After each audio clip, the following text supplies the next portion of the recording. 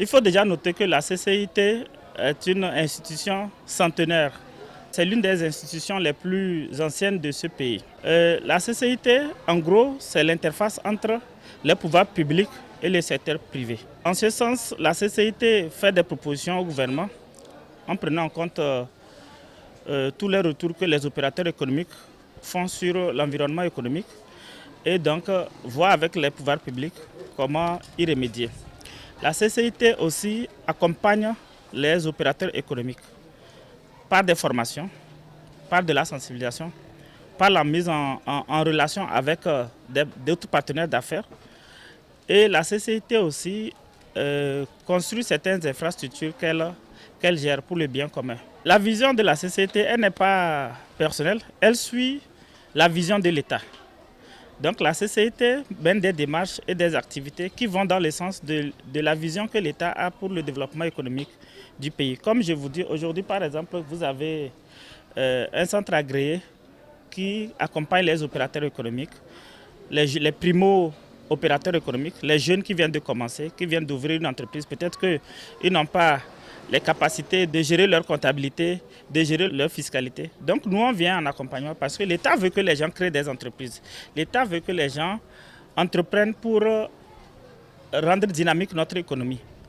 La CCIT, quand elle voit ces efforts que l'État fait, la CCIT dit ok, nous on va accompagner l'État par exemple en créant un centre agréé qui permet à ces primo et entrepreneurs de venir se faire former, d'apprendre pour que les politiques publiques ne soient pas un échec. Aujourd'hui, l'agropole de Kara est devenu un sujet primordial au niveau de la CCIT.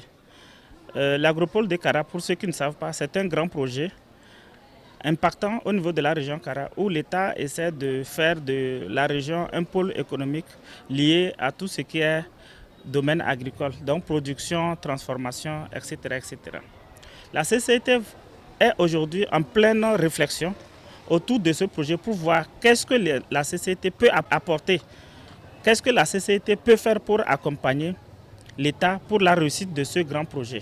La CCIT est en réflexion sur ce sujet qui est devenu un sujet capital. Donc d'ici peu, vous aurez des nouvelles par rapport à ce que la CCIT va faire pour que les opérateurs économiques du Togo prennent à bras le corps ce grand projet pour permettre à l'État d'arriver à ses fins. Nous, en tant qu'entrepreneurs, nous trouvons que c'est vraiment une belle initiative parce qu'il y a plein d'entrepreneurs qui sont sous-informés. Donc lors de cette journée porte ouverte, ça permet aux entreprises de découvrir beaucoup de choses, beaucoup d'informations qui ne sont pas à leur portée, qui puissent les découvrir. Si je donne l'exemple du CGA par exemple, il y a beaucoup d'entrepreneurs qui ne maîtrisent pas les contours du CGA, les avantages qui sont autour du CGA.